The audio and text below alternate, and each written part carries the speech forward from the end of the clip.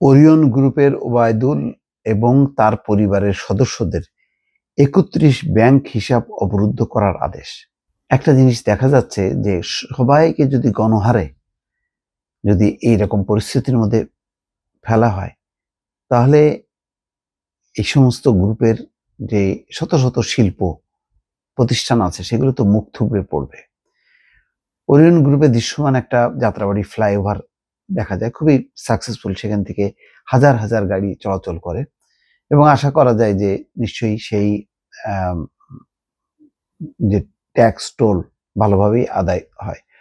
অন্তত ওই যে কর্ণফুলী টানেলের মতন ওই রকম অবস্থা না, একটা সাকসেসফুল প্রজেক্ট। আরো হয়তো তাদের অনেক প্রজেক্ট আছে।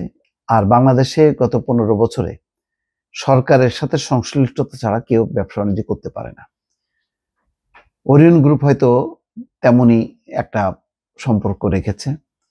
সমস্যাটা হলো যে তারা কি লুটপাট করেছে, টাকা পাচার করেছে কিনা। যে কাজটা সামিট গ্রুপ, বসুন্ধরা, তারপরে সেই এক্সিম ব্যাংকের যে নজরুল ইসলাম মজুমদার, তাদের মতন কি ওবায়দুল কাদের? আমি তো তার কোনো বক্তৃতা শুনি নাই। বসুন্ধরার যে বসুন্ধরার যে আকবর সোবানের বক্তৃতা, তারপরে মরণের পরেও থাকবে, তারপরে তাদের যে কমিটমেন্ট, তারপরে ওই একে আজাদের যে বক্তব্য, গান গেয়ে গেয়ে তাদের জীবন বাংলাদেশ মরণ বাংলাদেশ, মানে হাসিনাই সব, ওই টাইপের যে বন্দনা।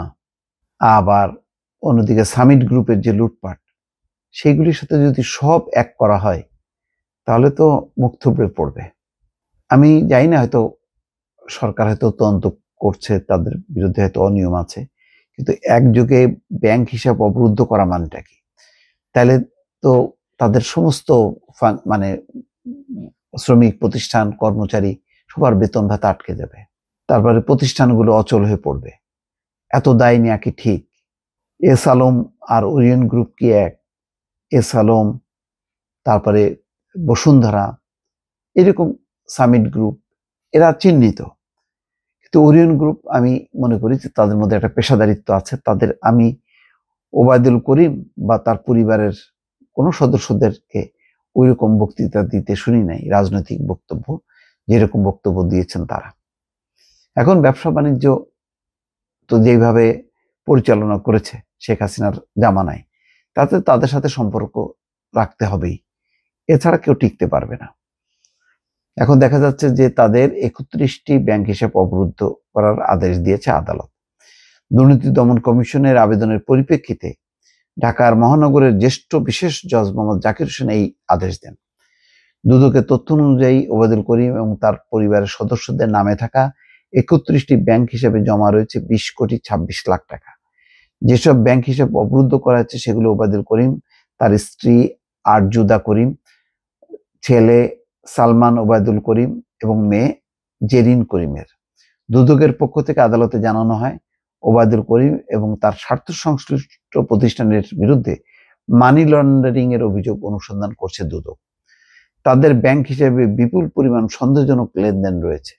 আমদানি রপ্তানি বাণিজ্যের আড়ালে একে অপরের সহযোগিতায় শুল্ক ফাঁকি, বিভিন্ন অনিয়ম, দুর্নীতি ও জালিয়াতির মাধ্যমে বিভিন্ন দেশে অর্থ পাচারের অভিযোগ অনুসন্ধান করছে দুদক। এখন অনুসন্ধান করছে বলে এর আগে 17 ফেব্রুয়ারি ওরিয়ন গ্রুপের চেয়ারম্যান ওবায়দুল করিম এবং তার পরিবারের সদস্যদের বিদেশ যাত্রায় নিষেধাজ্ঞা দেন আদালত।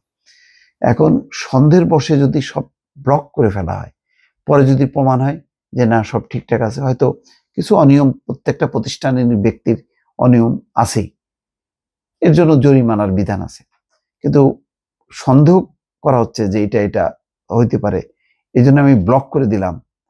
ওরিয়ন গ্রুপের মতন এত বিশাল একটা গ্রুপের কর্মকাণ্ড, ব্যাংকিং কার্যক্রম, অর্থনৈতিক লেনদেন, এটা কি ঠিক হচ্ছে কিনা? আমি আবারও এটা মনে করি যে সরকারের একেবারে উচ্চ পর্যায়ে এসব বিবেচনার জন্য একটা কমিটি থাকা উচিত।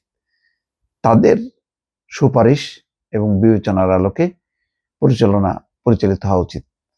তা নাহলে কিন্তু বেক্সিমকোর বিশাল যে গ্রুপ ধসে গেছে, এখানেও যদি ধসে যায় এইভাবে একে একে, তাহলে সামাল দেওয়া মুশকিল।